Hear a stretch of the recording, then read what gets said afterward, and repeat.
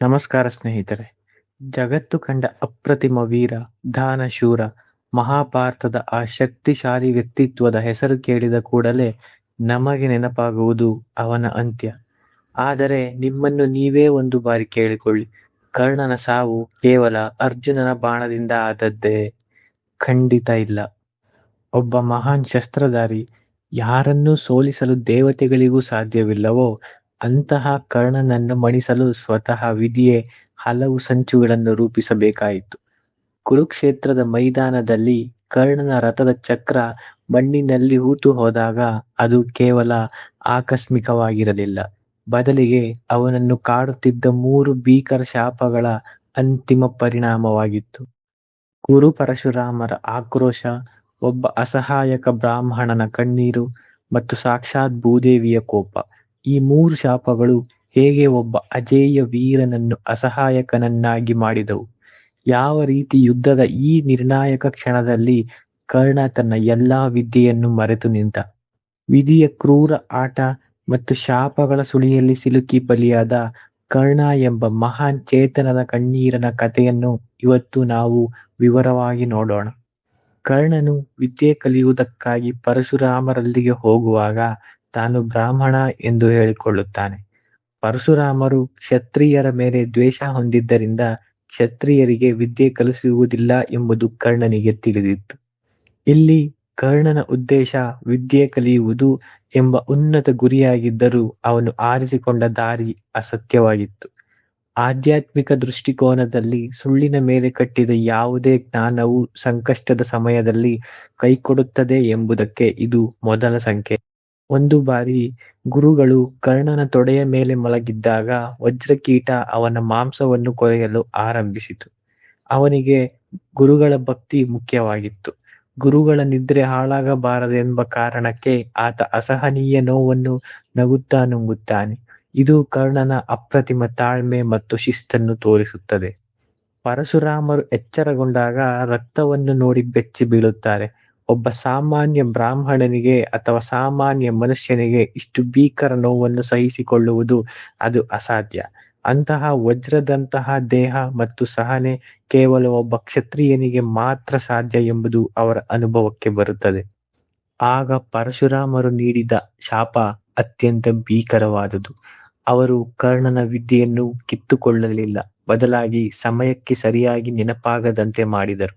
ಯಾವಾಗ ನಿನಗೆ ಈ ವಿದ್ಯೆಯ ಅವಶ್ಯಕತೆ ಅತ್ಯಂತ ಹೆಚ್ಚಾಗಿರುತ್ತದೆಯೋ, ಯಾವಾಗ ನಿನ್ನ ಸಾವಿನ ಪ್ರಶ್ನೆ ಎದುರಾಗುತ್ತದೆಯೋ, ಆಗ ನೀನು ಕಲಿತ ಬ್ರಹ್ಮಾಸ್ತ್ರದ ಮಂತ್ರಗಳನ್ನು ನಿನ್ನ ಸ್ಮೃತಿಯಿಂದ ಮಾಯವಾಗಲಿ ಎಂದು ಶಾಪ ನೀಡುತ್ತಾರೆ. ಇದು ಅತ್ಯಂತ ಕ್ರೂರ ಶಿಕ್ಷೆ ಆಯಿತು, ಏಕೆಂದರೆ ವಿದ್ಯೆ ಇದ್ದರೂ ಅದನ್ನು ಬಳಸಲಾಗದ ಅಸಹಾಯಕತೆ ಒಬ್ಬ ಯೋಧನಿಗೆ ಸಾವಿಗಿಂತ ದೊಡ್ಡ ಶಿಕ್ಷೆಯಂತೆ. ಇಲ್ಲಿ ಪರಶುರಾಮರು ಕೇವಲ ದ್ವೇಷದಿಂದ ಶಾಪ ನೀಡಲಿಲ್ಲ. ಅವರ ಪ್ರಕಾರ ಶಿಷ್ಯನು ಗುರುಗಳಿಗೆ ಸುಳ್ಳು ಹೇಳುವುದು ಜ್ಞಾನದ ಪವಿತ್ರತೆಗೆ ಮಾಡಿದ ಅವಮಾನ. ಅದು ನಂಬಿಕೆ ದ್ರೋಹವಾಗುತ್ತದೆ. ಮೋಸದಿಂದ ಪಡೆದ ವಿದ್ಯೆ ಎಂದಿಗೂ ಫಲ ನೀಡುವುದಿಲ್ಲ, ಇದು ಅನರ್ಹತೆಯಾಗುತ್ತದೆ. ಕರ್ಣನು ಎಷ್ಟೇ ಶ್ರೇಷ್ಠನಾಗಿದ್ದರೂ ಅಧರ್ಮದ ಹಾದಿಯಲ್ಲಿದ್ದ, ದುರ್ಯೋಧನನ ಪರವಾಗಿ ನಿಂತಿದ್ದ. ಇದು ಕಾಲಜ್ಞಾನಿಯಾದ ಪರಶುರಾಮರಿಗೆ ತಿಳಿದಿತ್ತು. ಅಧರ್ಮದ ಕೈಯಲ್ಲಿ ಬ್ರಹ್ಮಾಸ್ತ್ರದಂತಹ ಅಸ್ತ್ರಗಳು ಇರಬಾರದೆಂಬುದು ಇದರ ಹಿಂದಿನ ಗುಪ್ತ ಉದ್ದೇಶವಾಗಿತ್ತು. ಇದು ವಿಧಿಯ ಆಟ. ಕರ್ಣನ ದೇಹಕ್ಕೆ ಆ ವಜ್ರಕೀಟ ತೂತು ಮಾಡಿದರೆ ಪರಶುರಾಮರ ಶಾಪವು ಅವನ ಆತ್ಮವಿಶ್ವಾಸ ಮತ್ತು ಜ್ಞಾನಕ್ಕೆ ತೂತು ಮಾಡಿತು. ಕುರುಕ್ಷೇತ್ರದ ಅಂತಿಮ ಯುದ್ಧದಲ್ಲಿ ಅರ್ಜುನನೆದುರು ಕರ್ಣ ಸೋಲುವ ಮುನ್ನವೇ ತನ್ನ ಗುರುವಿನ ಶಾಪದಿಂದಾಗಿ ತನ್ನ ಮನಸ್ಸಿನಲ್ಲೇ ಸೋತು ಹೋಗಿದ್ದ. ಒಬ್ಬ ಯೋಧನಿಗೆ ಆತನ ಆಯುಧಗಳಿಗಿಂತ ಅವನ ಜ್ಞಾನವೇ ದೊಡ್ಡ ಕವಚ. ಆ ಕವಚವನ್ನೇ ಈ ಶಾಪ ಕಿತ್ತುಕೊಂಡಿತು. ಎರಡನೆಯದಾಗಿ, ಅಪ್ರತಿಮ ವೀರ ಕರ್ಣ ಏಕಾಗ್ರತೆಯಿಂದ ಶಬ್ದವೇದಿ ವಿದ್ಯೆಯನ್ನು ಅಭ್ಯಾಸ ಮಾಡುತ್ತಿದ್ದ ಸಮಯವದು. ಕಣ್ಣಿಗೆ ಕಾಣದ ಗುರಿಯನ್ನು ಕೇವಲ ಶಬ್ದದ ಮೂಲಕ ಸೀಳುವ ಆ ಸಾಹಸವೇ ಅವನ ಪಾಲಿಗೆ ಮುಳುವಾಯಿತು. ದಟ್ಟವಾದ ಗಿಡದೊಳಗೆ ಕೇಳಿಸಿದ ಸಣ್ಣದೊಂದು ಸದ್ದನ್ನು ಮೃಗವೆಂದು ತಪ್ಪಾಗಿ ಭಾವಿಸಿದ ಕರ್ಣ ಕ್ಷಣಾರ್ಧದಲ್ಲಿ ಬಾಣವನ್ನು ಪ್ರಯೋಗಿಸುತ್ತಾನೆ. ಆದರೆ ಆ ಬಾಣದ ಗುರಿ ತಲುಪಿದಾಗ ಕೇಳಿಸಿದ್ದು ಕಾಡು ಪ್ರಾಣಿಯ ಧ್ವನಿಯಲ್ಲ, ಬದಲಿಗೆ ಹಸುವೊಂದರ ಕರುಣಾಜನಕ ಆರ್ತನಾದ. ಆತುರದಿಂದ ಓಡಿಬಂದ ಕರ್ಣನಿಗೆ ಅಲ್ಲಿ ರಕ್ತದ ಮಡುವಿನಲ್ಲಿ ಒದ್ದಾಡುತ್ತಿರುವ ಹಸುವನ್ನು ಕಂಡು ಮಂಕು ಬಡಿದಂತಾಗುತ್ತದೆ. ಅಷ್ಟರಲ್ಲಿ ಅಲ್ಲಿಗೆ ಧಾವಿಸಿ ಬಂದ ಹಸುವಿನ ಮಾಲೀಕನಾದ ಬ್ರಾಹ್ಮಣ ತನ್ನ ಪ್ರಾಣದಂತಿದ್ದ ಪ್ರಾಣಿಯ ಸ್ಥಿತಿ ಕಂಡು ರೌದ್ರಾವತಾರ ತಾಳುತ್ತಾನೆ. ಕರ್ಣನು ಎಷ್ಟೇ ಕ್ಷಮೆ ಯಾಚಿಸಿದರೂ, ಎಷ್ಟೇ ದಾನದ ಆಸೆ ತೋರಿಸಿದರೂ ಆ ಬ್ರಾಹ್ಮಣನ ಕ್ರೋಧ ಶಾಂತವಾಗುವುದಿಲ್ಲ. ತನ್ನ ಹಸು ಹೇಗೆ ಅಸಹಾಯಕನಾಗಿ ಮಣ್ಣಿನಲ್ಲಿ ಬಿದ್ದು ಒದ್ದಾಡುತ್ತದೆಯೋ ಅದೇ ರೀತಿ ಅದೇ ಅಸಹಾಯಕತೆ ಈ ವೀರನಿಗೂ ತಟ್ಟಲಿ ಎಂಬ ಶಾಪ ಆ ಕಾಡಿನ ತುಂಬೆಲ್ಲ ಪ್ರತಿಧ್ವನಿಸುತ್ತದೆ. ಈ ಬ್ರಾಹ್ಮಣನ ಶಾಪಕ್ಕೆ ಪೂರಕವಾಗಿ ಮತ್ತೊಂದು ಘಟನೆ ನಡೆಯುತ್ತದೆ. ಒಮ್ಮೆ ಕರ್ಣನು ದಾರಿಯಲ್ಲಿ ಹೋಗುತ್ತಿರುವಾಗ ಒಬ್ಬಳು ಪುಟ್ಟ ಹುಡುಗಿ ಮಣ್ಣಿನಲ್ಲಿ ಬಿದ್ದು ಅಳುತ್ತಿರುತ್ತಾಳೆ. ಅವಳು ತರುತ್ತಿದ್ದ ತುಪ್ಪವು ಮಣ್ಣಿನಲ್ಲಿ ಚೆಲ್ಲಿ ಹೋಗಿರುತ್ತದೆ. ಆ ಮಗುವಿನ ಅಳಲನ್ನು ನೋಡಲಾಗದ ದಾನಶೂರ ಕರ್ಣನು ತನ್ನ ಅತಿಮಾನುಷ ಶಕ್ತಿಯಿಂದ ಆ ಮಣ್ಣನ್ನು ಹಿಂಡಿ ಅದರಿಂದ ತುಪ್ಪವನ್ನು ಬೇರ್ಪಡಿಸಿ ಆ ಮಗುವಿಗೆ ನೀಡುತ್ತಾನೆ. ಕರ್ಣನು ತುಪ್ಪವನ್ನು ತೆಗೆಯಲು ಮಣ್ಣನ್ನು ಎಷ್ಟು ಜೋರಾಗಿ ಹಿಂಡಿರುತ್ತಾನೆಂದರೆ ಆ ಮಣ್ಣಿನಲ್ಲಿದ್ದ ಸಣ್ಣ ಜೀವಿಗಳಿಗೆ ಮತ್ತು ಭೂದೇವಿಗೆ ಅಸಹನೀಯ ನೋವಾಗಿರುತ್ತದೆ. ಆಗ ಭೂದೇವಿಯು ಆಕ್ರೋಶದಿಂದ ತನ್ನ ಮೇಲಿದ್ದ ಜೀವಿಗಳ ರಕ್ಷಣೆಗಾಗಿ ಮತ್ತು ತನಗಾದ ದೈಹಿಕ ನೋವಿನಿಂದಾಗಿ ಭೂದೇವಿಯು ಪ್ರತ್ಯಕ್ಷಳಾಗಿ, ಕೇವಲ ಒಬ್ಬ ಮಗುವಿನ ಕಣ್ಣೀರು ಒರೆಸಲು ನೀನು ನನ್ನನ್ನು ಇಷ್ಟು ಜೋರಾಗಿ ಹಿಂಡಿ ನೋವು ನೀಡಿದೆಯಲ್ಲವೇ? ಸಂಕಷ್ಟದ ಸಮಯದಲ್ಲಿ ನಾನು ನಿನ್ನ ರಥದ ಚಕ್ರವನ್ನು ಅಷ್ಟೇ ಬಿಗಿಯಾಗಿ ಹಿಡಿಯುತ್ತೇನೆ ಎಂದು ಶಾಪ ನೀಡುತ್ತಾಳೆ. ಕುರುಕ್ಷೇತ್ರದ ಯುದ್ಧದಲ್ಲಿ ಬ್ರಾಹ್ಮಣನ ಶಾಪದಿಂದ ಕರ್ಣನ ರಥದ ಚಕ್ರ ಮಣ್ಣಿನಲ್ಲಿ ಹೂತು ಹೋದಾಗ ಅದನ್ನು ಎತ್ತಲು ಕರ್ಣನು ಪ್ರಯತ್ನಿಸುತ್ತಾನೆ. ಆದರೆ ಭೂದೇವಿಯ ಶಾಪದ ಪ್ರಭಾವದಿಂದ ಮಣ್ಣು ಸಾಮಾನ್ಯ ಮಣ್ಣಾಗಿ ಉಳಿಯದೆ ಗಟ್ಟಿಯಾದ ಹಿಡಿತದಂತೆ ಚಕ್ರವನ್ನು ಎಳೆದುಕೊಳ್ಳುತ್ತದೆ. ಕರ್ಣನು ಎಷ್ಟೇ ಬಲಪ್ರಯೋಗ ಮಾಡಿದರೂ ಭೂದೇವಿಯು ಆ ಚಕ್ರವನ್ನು ಬಿಡಿಸಿಕೊಳ್ಳಲು ಅವಕಾಶ ನೀಡುವುದಿಲ್ಲ. ಈ ಶಾಪವು ಒಂದು ಪ್ರಮುಖ ಜೀವನ ಪಾಠವನ್ನು ಕಲಿಸುತ್ತದೆ. ನಾವು ಮಾಡುವ ಒಳ್ಳೆಯ ಕೆಲಸಗಳು ಇನ್ನೊಬ್ಬರಿಗೆ ಅಥವಾ ಪ್ರಕೃತಿಗೆ ಅರಿವಿಲ್ಲದೆ ನೋವು ನೀಡುತ್ತಿದ್ದರೆ ಅದರ ಕರ್ಮದ ಫಲವನ್ನು ಅನುಭವಿಸಲೇಬೇಕು.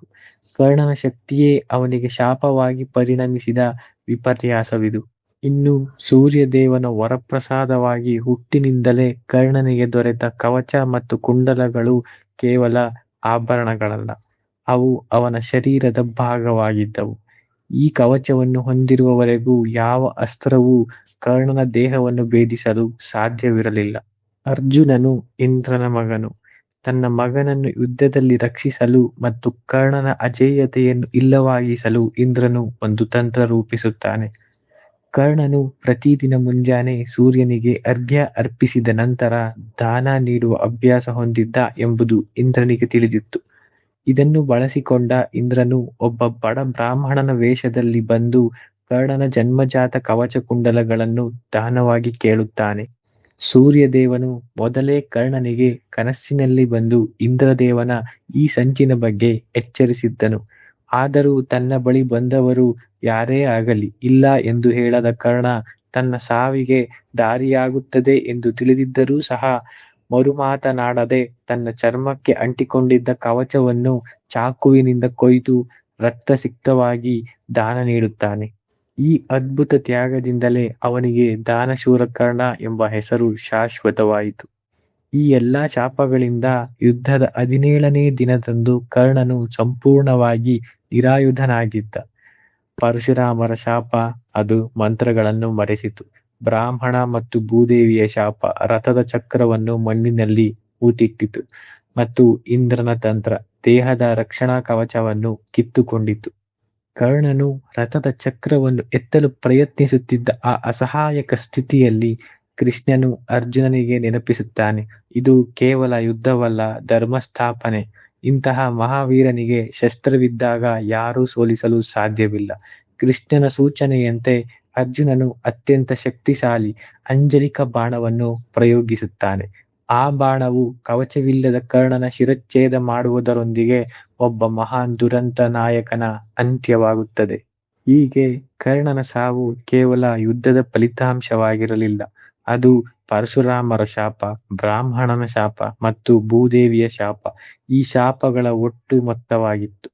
ಕರ್ಣನಂತಹ ಮಹಾವೀರನನ್ನು ಸೋಲಿಸಲು ವಿಧಿಯು ಇಷ್ಟೆಲ್ಲಾ ಸಂಚುಗಳನ್ನು ರೂಪಿಸಬೇಕಾಯಿತು ಎಂಬುದು ಅವನ ಶೌರ್ಯಕ್ಕೆ ಸಾಕ್ಷಿಯಾಗುತ್ತದೆ.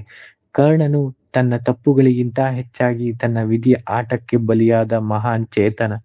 ಈ ಮಾಹಿತಿ ನಿಮಗೆ ಇಷ್ಟ ಆಗಿದ್ರೆ ಈ ವಿಡಿಯೋನ ಲೈಕ್ ಮಾಡಿ ಮತ್ತೆ ಶೇರ್ ಮಾಡಿ. ಇಂತಹ ಮತ್ತಷ್ಟು ವಿಡಿಯೋಗಳಿಗಾಗಿ ನಮ್ಮ ಚಾನೆಲ್ನ ಸಬ್ಸ್ಕ್ರೈಬ್ ಮಾಡಿ. ಧನ್ಯವಾದಗಳು.